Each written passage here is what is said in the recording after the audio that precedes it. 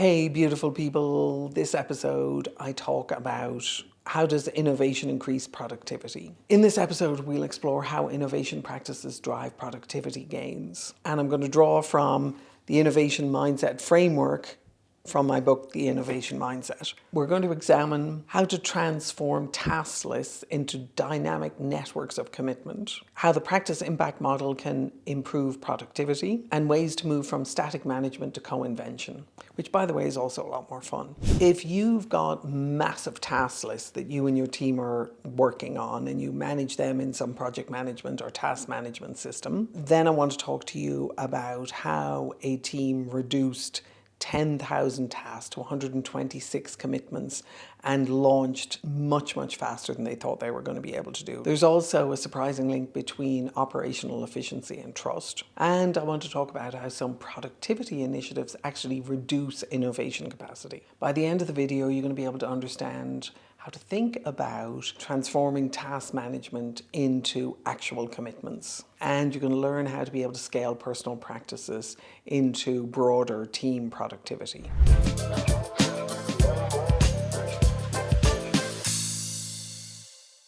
One of the key things I talk about in the book, The Innovation Mindset, is the idea that work is a network of commitments and it's not just tasks. So if we think about how we think about work, we think about work as if we were simply working on a factory floor producing Model T Fords, because that's where our definition of work came from. And that definition is over 100 years old, and we're still working on that definition. We still think of the idea of assigning tasks, delegating tasks, breaking projects down into their component parts, and kind of checking off all of those task lists in order to be able to deliver on something. Think for a second about what that looks like. That actually looks like input, process, output. And what it does is it reduces our ability to be able to co-invent with each other. It reduces our ability to be able to contextualize work for each other. It reduces our ability to be able to innovate together. If we can increase our innovation capacity, we can absolutely increase our productivity. We can increase our productivity when we start improving our innovation capacity. Because as we start improving our innovation capacity, what we're doing if we improve innovation capacity based on the idea that innovation is itself a practice. What we begin to do is we move from tasks to networks of commitments. And by doing that, we move people away from what I call being treated like mushrooms, where you are basically kept in the dark and you have manure thrown at you.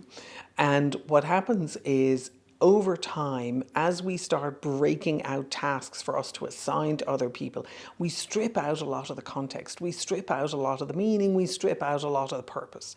And we end up with a lot of people doing work that they don't know why they're doing it. They don't know who the customer for the work is. They don't know whether or not anyone's going to be satisfied with the work. They've no one to go to ask questions of. Work just lines up for them in some task management system or in their inbox, devoid of context, devoid of personal connection, devoid of wisdom. And so over time, if we cannot make the shift from work being tasks to work being networks of commitments, we are actually shooting ourselves in the foot in terms of our ability to be more productive and to be more innovative. So I have a question for you. Drop it down, drop your answer down below in the comments. But can you think of a task that could be done more effectively if you were working in an innovation environment? So by that, what I mean is you've now got a task. You don't necessarily know where that came from, who that's for, what the standards are, what the metrics for, how you know whether or not you're going to be successful. If you're working with innovation practices, your innovation practices are encouraging you to think of who's this for? Why is this valuable? What value am I offering? How am I going to know when it's successful? Who am I delivering for? And you're working in the mode of making offers, and you're working in the mode of negotiating a commitment so that you yourself can be responsible for what it is that you're being asked to do. Drop a comment below and let me know some of the tasks that you're doing that would be a lot more valuable if they were moved into an innovation capacity development program or they were part of your overall productivity initiative. In the book, I talk about the practice impact model here. And the practice impact model looks at what are simply the operational competencies that we have versus the generative capacities that we build over time. And the big difference with these is a lot of times we think about work in terms of our ability to be able to leverage talent, skills, and competencies. And we hire people based on their talent, skills, and competencies. What we're doing when we do that is we're looking simply at the operational capacity that we're looking to build. We're not necessarily, and then we try and squeeze productivity out of that. We're not necessarily looking at the relationship between innovation and productivity. If we move above the line in this model, what we can begin to see is that we are moving ourselves into the generative space. And one of the things to recognize with innovation practices is over time, they become generative. So let's go back to your playing the piano, to your gardening, to your parenting, to your car driving. What you'll discover over time as you invest more time and energy and effort into those and more practice into those, you actually get better and better and better at them, and they become generative. So you're generating your capacity to be able to move around with enormous amount of freedom in the world. You're generating your capacity to be able to generate new, effective, kind, powerful, brilliant human beings if you're looking at it, parenting as a practice. If you're looking at gardening as a practice, you're creating and generating this amazing, sustainable garden. So think about innovation practices in a similar way. You want to be able to get to the point where you're not just simply optimizing talents, skills, and competencies. What you're doing is you're generating practices over time, and you're identifying innovation practices you want to bring into your own practice repertoire and also into that of your team and your company. As you start doing that, what you'll discover is you move from deliberate practices, you move into richer conversations. You're having conversations for design and co-invention with your internal customers and your external customers. You're also looking at better design. Invariably, what happens when you get two people together who are looking at getting work done together, if you've opened the space for innovation, what they do is they begin to start thinking about how do they design how they work together more effectively. And by how they work together, I don't mean I'll give you this piece of information if you give me that piece of information.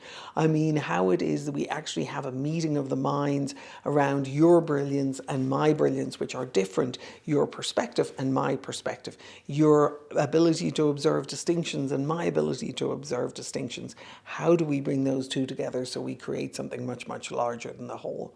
Once you start moving into that space, what you do is you move into a space of wisdom where you're moving up this ladder of capacity creation and you're moving to agile co-inventive processes because you're setting yourself up for this cycle of continuous improvement, moving to a space of ongoing innovation.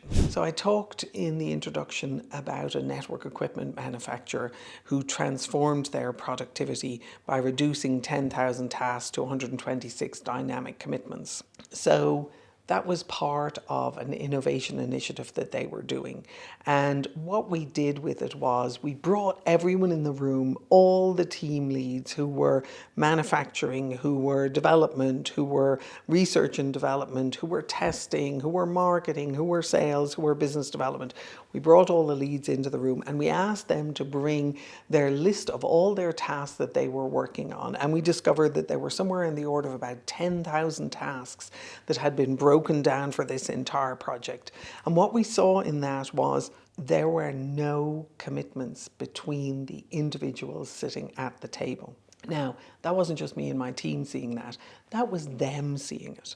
And what they began to see once we started introducing them to this idea of networks of commitments was that they were the center of the network, but yet they didn't have any commitments with each other.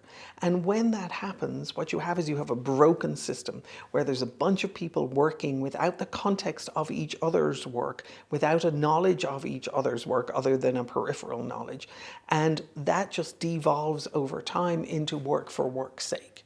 So what we did was we took the 10,000 tasks off the table and we asked them to start making real commitments to each other as to what it is that they needed done in order for the work to progress. They started making requests of each other, very specific ones with timelines, with conditions for satisfaction, and with very specific metrics, standards, and deliverables. So they started doing that. And then what happened was we started mapping that out, and we were able to look at how they were actually working together, what commitments they were making to each other. There were 126 of those.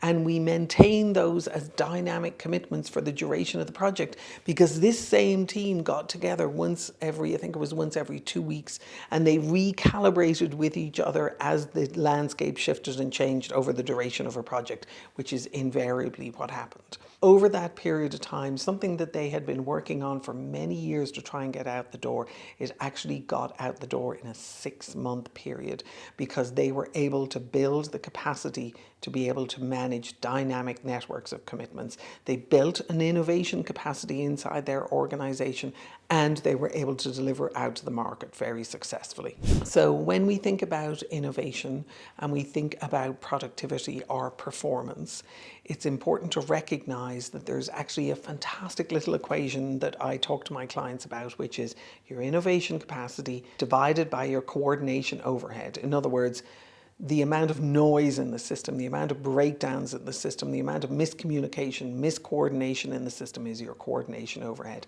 That actually equals your productivity and your corporate performance.